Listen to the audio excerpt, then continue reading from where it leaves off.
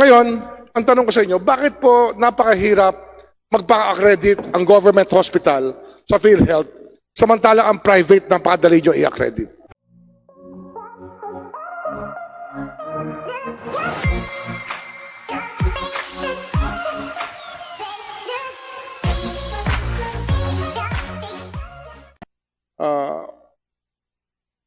Are level 1 hospitals capable of handling COVID cases?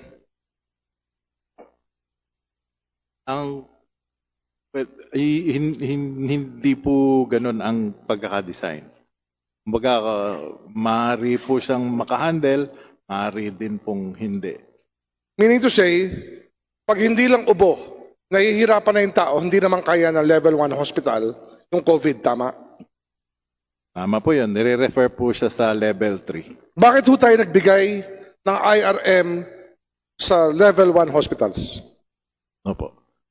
Gaya po nung napaliwanag doon sa purpose po ng ating IRM, siya po ay inihanda para sa magiging epekto ng COVID sa kabuuan ng health system.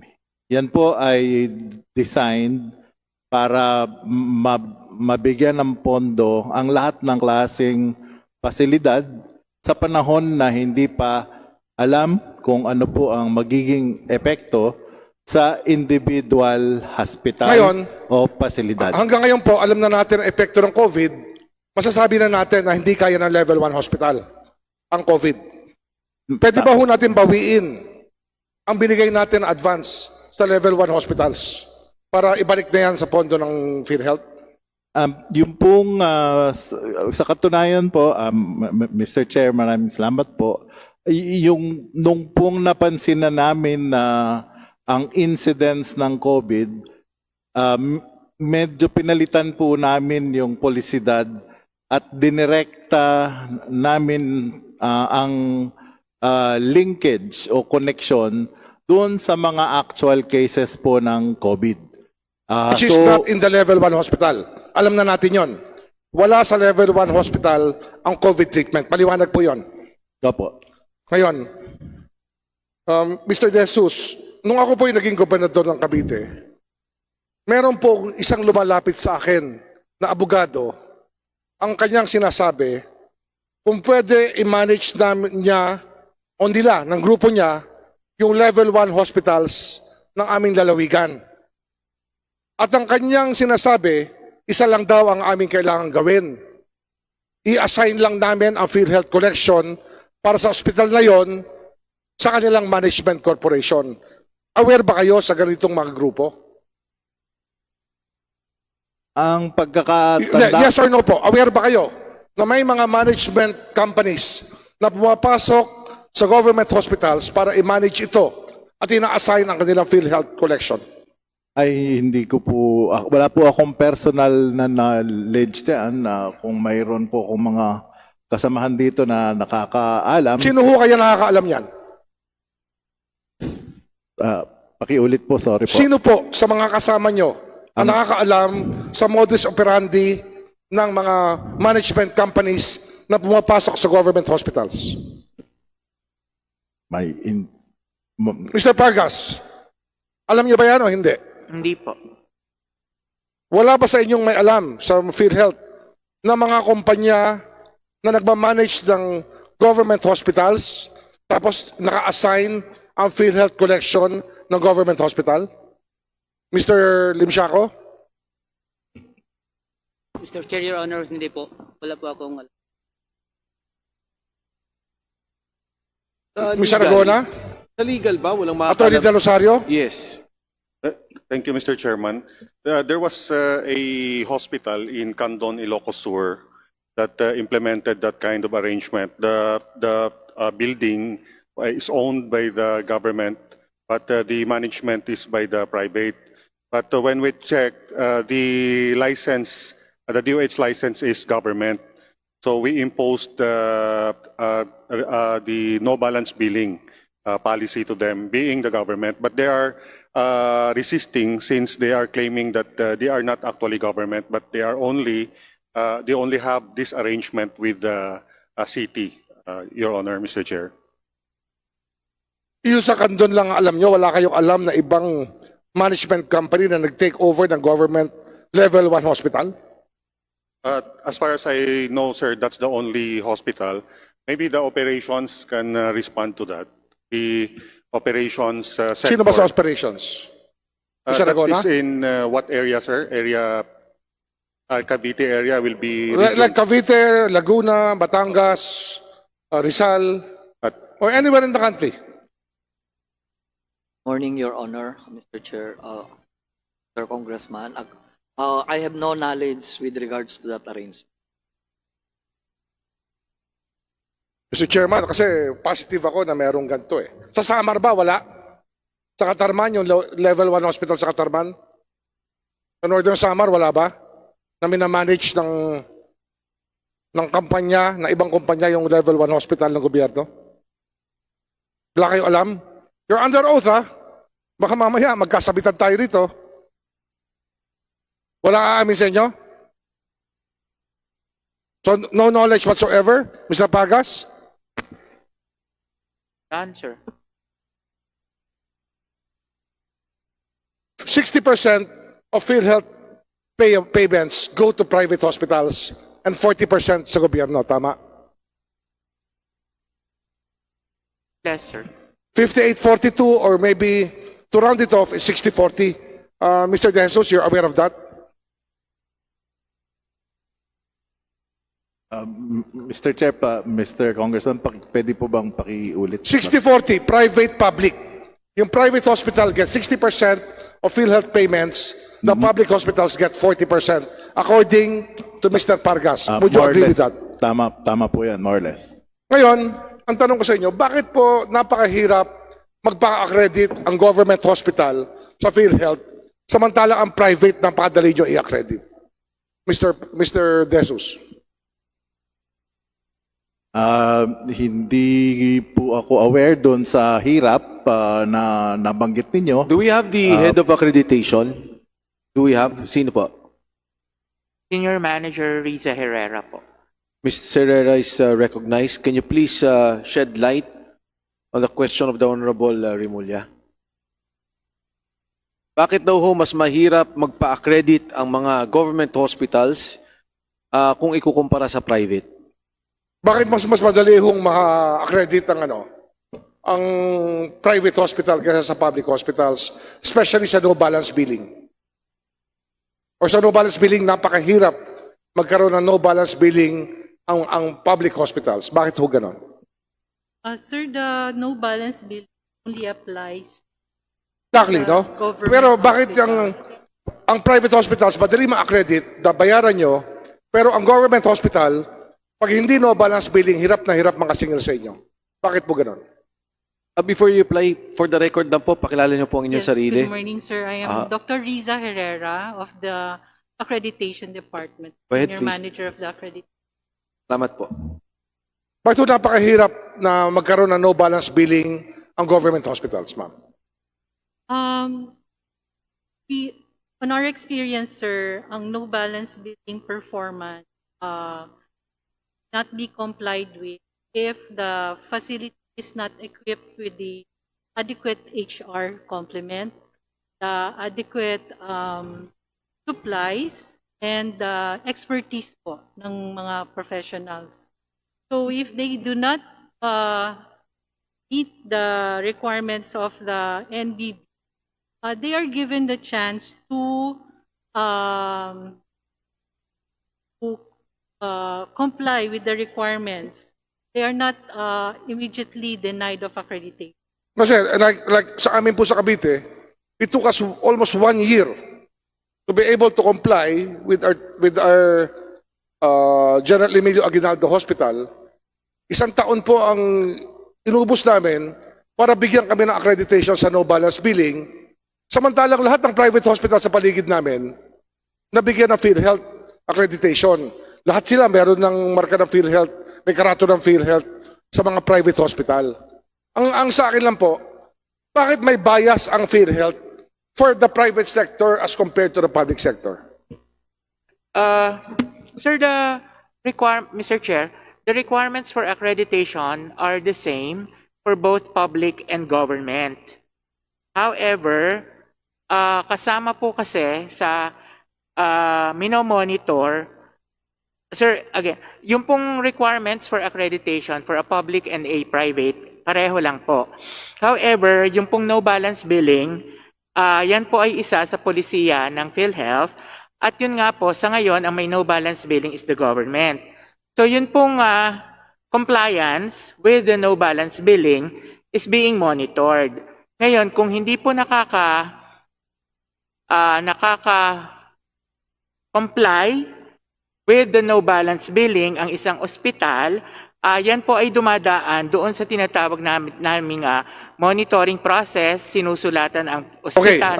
sige na, Honorable sige na. Rimulya. Naintindihan ko na yan. No? Mabilis lang ho na singit. Di ba ho pagka nagsobra ng singil yung public hospital, yung ibinayad na pera, papasok din ho dun sa pondo ng public hospital. Tama po ba? Yes, Mr. Chair. So, ibig sabihin, wala namang kinita yun. Sa bulsa ng gobyerno, PhilHealth, pumunta rin dun sa... Kasi ano nga, Yes. Mr. Chairman, yun nga yung punto ko eh. Bakit may bias kayo para sa private hospitals as compared to public hospitals when the public hospitals are more part of the health system na binabayaran na ng gobyerno? Bakit kailangan yung private ang inyong paboran? Again, Mr. Chair, pareho lang po yung requirements natin for public and private when it comes to accreditation. Only yung compliance po, kung halimbawa ang issue yung no balance billing, yung compliance po yung nagiging issue na kung saan, kung hindi po nakaka-comply, not only for no balance, for any other rules na hindi po nakaka-comply yung isang ospital, maaari po siyang grounds for denial of accreditation. Yun pong sa no balance billing, sir, yun pong mga non-compliance doon, halimbawa, ang isang pasyente, Teka, humahaba ka. Sandali. Pagka hindi kasama sa no balance billing, mag-a-apply ba yung case rate pag hindi nakakomply yung public hospital? Sorry, Mr. Pagka hindi nakakomply yung public hospital sa no balance billing, babayaran nyo ba ng case rate yung public hospital? Yes, Mr. Chair. Case rate pa rin ang bayad nyo? Yes. Kahit hindi siya nakakomply sa no balance billing? Yes, Mr. And then, kung meron pong mga nagastos, yung pasyente sa labas, bumili ng gamot, then ang magre-reimburse po sa kanya is yung ospital. Kailan naging policy yan? We'll have to check lang po, Mr. That's a new policy. Is that not a new policy? No, the policy of the, It doesn't work that way. You never treated the public hospitals in the same light. Dinideny nyo yung claim ng public hospitals, but you always pay the private hospitals easily. Mr. Chair, Napakadali, I think In the support- Honorable Saga wants to remark on something. ako, Mr. Chair, Sandali. okay. Malinaw naman eh. When it comes to case rate, whether public or private hospital, we have the same case rate. Yes or no? yes, Mr. Chair. Okay. The only difference is that sa public hospital, no balance billing. Halimbawa, sa cesarean, ang bayad nyo is 25,000 case rate. Tama ba yung 25,000? 19,000, Mr. O 19,000. Yung 19,000, basta cesarean, public or private, 19,000 ang inyong ibabayad as case rate. Yes, Mr. Sa public hospital naman, basta cesarean, 19,000, kahit na magkaroon ng komplikasyon at inabot ng isang buwan, sa public hospital, 19,000 pa rin ang inyong ibabayad. Yes, Mr. Yes. Samantalang sa private, abutin ng 10 araw, ibibil ng private ang lahat ng billing na pupwede, kaya yung case rate na binabayad nyo ay kulang na kulang sa ibabayad ng pasyente. Mr. Chair, let me clarify, the no balance billing in the government Hindi is nga sa only private eh. Apo. Ang sinasabi natin sa private, Yes, sir. pag sa Yes, Mr. private, Chair. case rate, 19,000 cesarean, pag inabot ng 1 milyon, yung balanse, babayaran ng pasyente. Tama o hindi? Yes, Mr. Chair. Okay. That's the clarification. Pagkatapos, ang sabi nyo nga, yung no balance billing, mga public hospital na naniningil out of the pocket ng mga pasyente o ng kanilang mga relative, dapat isuspend nyo ang PhilHealth accreditation. Yung nagbabiolate ng no balance billing. You answer, hindi pwede tayo ng tango. Yes, Mr. Chair. Yes. Pagkatapos, meron din kayong policy ngayon na wala na munang suspension ng mga nagbabiolate sapagkat meron tayong pandemya. Tama o hindi? Accreditation po ngayon. Yes, Mr. Chair. So, pagka nag-violate ng no balance billing, babayaran nyo, pero after that, suspend nyo, di ba? Inaalis nyo na yung privilege ng public hospital. Yun pong pagsususpend, only actually po, it goes through the process. Pag halimbawa po may mga... Hindi na, mahaba na yon. Yes or no lang. Sinususpend nyo pagkatapos, di ba? Meron po. Okay, tama na, tama na. Haba mo magpaliwanag eh. Sino ang nag-identify ng IRM beneficiaries na lumabas sa listahan nyo? Is it the whole executive committee? Is it you, Mr. Pargas? Is it Mr. De Jesus? Sino nag-identify ng beneficiaries? The hospitals you mean? The hospitals ng IRM, ng beneficiaries ng IRM. Accredited facilities. Hindi, kasi hindi naman lahat na accredited, binigyan nyo ng IRM. Binigyan nyo ba lahat ng accredited facility? Lahat po sila ay RM, pero yung nabigyan lang po, yung nag-apply. So yung Lahat nag-apply po may lang ang computation. nabigyan nyo. Kaya nung nag-apply ang Bron Avitum, binigyan nyo na 45 million. Nung nag-apply yung ibang hospital, pwede hindi nyo rin nabigyan. Yung sabi nyo, naubos na.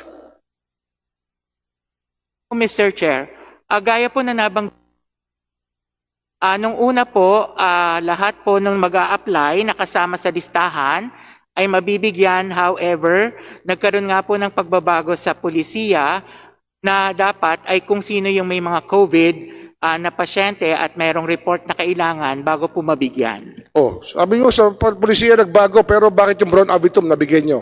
Hindi naman siya nagmamanage ng COVID. Maaari pong sila ay nabigyan nung una pa bago pa po nagkaroon ng pagbabago sa polisiya. O ngayon, nagbago ang polisiya. Pwede nyo bang i-withdraw yung perang yon sa mga institution na binigyan nyo? Meron po tayong, Mr. Chair, meron po tayong tinatawag na liquidation process. Ano? Meron po tayong tinatawag na liquidation process. Bari mo nga yung maskara mo para magkaintindihan tayo. Sure. Meron Meron po kayong tayong- liquidation process. Meron Hindi, po. tinatanong ko lang, IRM, policy, COVID only. Tapos binigyan niya yung non-COVID institutions, sabihin like Bron Avitum. Can you get the 45 million back or not? Mr. De Jesus. Maraming salamat po, Mr. Chair, Mr. Congressman. Siguro magdadagdag lang po ako dun sa posibleng sagot sa katanungan ninyo. Yung pong paraan ng PhilHealth para ma-recover ang pina-advance namin po ay yun pong proseso ng pagpanahon po ng mag-submit na ang mga ospital ng kanilang sariling mga benefit claims. Ibig pong sabihin, kung sa isang ospital o isang pasilidad, meron po silang ginamot na 2 pasyente, yun pong claim documents nung para dun sa 2 pasyente, kahit ano po ang sakit nun, papasok po yun dun sa mga pakete, dun sa mga case rates na Teka. binanggit. Mr. De Jesus, delikado tayo dyan. Kasi yung ating pinag-uusapan dito, yung IRM, in advance nyo yan for COVID. Binigay nyo ngayon sa Bron Avitum na hindi naman COVID. Ang tinatanong ko sa inyo, since ang policy natin talaga ay dapat sa COVID lang yan, hindi pwede nyo bang bawiin yan sa Bron Avitum? At sabihin nyo, nagkamali kayo, dalang policy, binago na at hindi sila kasama sa COVID covered facility. Kaya nga po paulit-ulit lang po naming sasabihin na nung una pong dinesign ang programa ng IRM, the manner by which na kinompute po ang allowable limits, yan po ay base sa isang quarter o 90 araw na average claims noong buong taon ng 2019 kada facility. Yan po ay mula level 3. Tama natin eh. Hindi po. At Sandali. tinatanong ko lang sa'yo kung pwede nyo bawiin. Yes or no?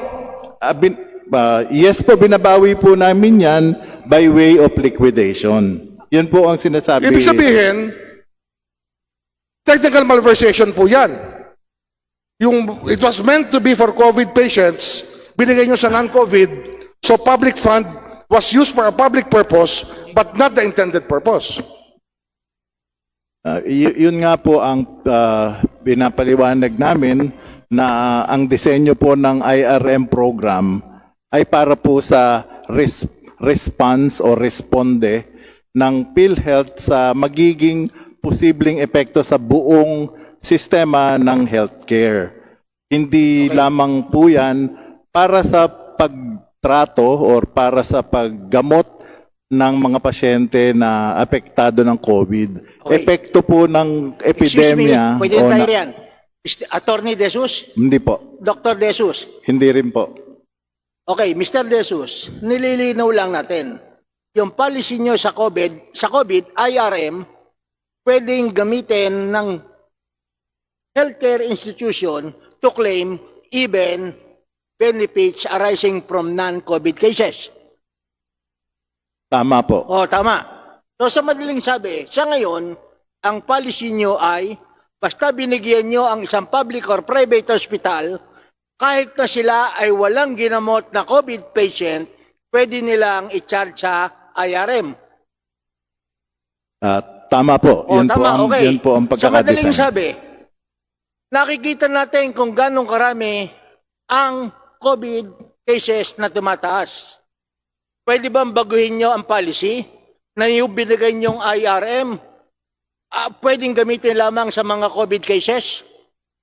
Pwede po namin gawin yan. Pwedeng gawin niya kasi kanina nalilito kami. You want to address not only the COVID cases, but even the emergency cases. Pero ang tanong ko, isang pasyente, may sakit sa puso, na-confine ng 3 araw, hindi nakapag-test, entitled ba siya sa COVID rate mo? Kung pagbabasihan po ay yung programa, Wag na yung programa, yung ruling nyo na, yung circular nyo. Heart patient na confine sa ospital, hindi na test na matay. Magbabayad ba kayo ng expenses? yung pong kung paano siya ginamot, yun po ang papatakan niya na Papasok ba siya sa IRM sa inyong COVID case? kung hindi pa po napapalitan ang aming polisidad, covered po ang kumbaga papatakan na In other words, Okay, okay. case. Follow-up lamang. Meron kayong Circular 2020-009. Ang nakalagay dito, kinakailangan code na bago mag-apply itong ruling nyo. Tama ba? Mari po bang Ito, circular. Sir Jesus, in addition to the point na sinasabi ni Congressman Barsaga, I have here your minutes. Ang minutes nyo rin nakalagay COVID. Si BM Kaya Mercado pa yung nag-point that this should be the biggest hospitals handling COVID patients, other hospitals handling COVID patients, and those facilities that are preparing to cater to COVID patients. Nowhere in these minutes and the circular na sinasabing pwedeng iba. May I return the Mr. floor Chairman, to the Honorable... Gusto ko lang linawin. in other Kasi words, Mr. Chairman, naguguluhan ako sir, sa mga sandali sagot. lang, PD, no? In other words, pinaninindigan nyo na yung IRM, pwede nyo bigay kung kasino nyo gustong bigyan kahit hindi COVID-related. Yan ang sinasabi nyo. Yun po ang pagkakadesign. So, Tama po yan. sinasabi nyo na yung pera ng taong bayan, bahala kayo mag-dispense. Kahit ano pang patakaran, kayo gumagawa ng patakaran kung ano gusto nyo masusunod. Yun ang sinasabi nyo. Hindi naman po. Okay, thank you, Mr. Chairman. Mukhang ganun nga ang lumalabas. Kung trip nilang bigyan, bibigyan nila kahit na violative kasi they're in the business of dispensing money and not taking care of the actuarial situation of PhilHealth. Mr. Aragona, tama ba yon? The Chair. Sino yung actuary? Yes, Mr. our Tiago, actuary, Ms. tama ba yon? Yes, Mr. Chair, Mr. Congressman. Yes po, pero because this will be liquidated by claims po. So it is within the budget naman po ng In summation lang, Mr. Chairman, the point that I'm making here is, Mr. Chairman, support lang sa sinabi ni Congressman Remulla. yung insurance, ito lang, no? Yung Okay, insurance sige, Mr. companies kasi, yung mga private insurance companies, they're in the business of denying claims. Deny first, then ask questions later when they appeal. Ang PhilHealth naman, sige, bigay natin ang bigayan. Hindi naman natin pera yan eh. Kumikita yung mga kaibigan natin, kaya bigay natin doon. Ganun ba yun, Attorney Del Rosario? Bigyan natin na ibigayan kasi bibigyan naman ng subsidy ng taong bayan yan, nagbabayad naman ng premium ng mga tao, kaya hindi natin kailangan ingatan nung babayaran natin. Bayaran natin lahat yan. Kumikita nga mga kaibigan natin. Ganun ba yan, Attorney Del Rosario? That is not correct, Mr. Chairman. I think the policy of the corporation is really to assist the hospitals and other healthcare providers during this time of pandemic, hoping that the assistance will redound to the benefit of our members. But to address your question whether... Na, Mr. Chairman, ito na lang, Sir. no? Para lang, bibigyan ko lang, ipoprofile ko lang to, no? I would like to request that all PhilHealth payments, orderly lang pagkagawa, no? By the year. Sa lahat ng ospital sa Cavite, public and private, pwede isabit lang dito para I would know the profile of each institute na binayaran ng PhilHealth. And I will prove my point with that, Mr. Chairman. Thank you. Mr. Chair, For last, ano lang- 7 years na lang. So, the last 7 years, lahat ng PhilHealth payments na ginawa, na binayad sa lahat ng public and private hospitals sa lalawigan ng Cavite, gusto kong kunin yung record ng PhilHealth. Pwede nyo bigay sa akin yan.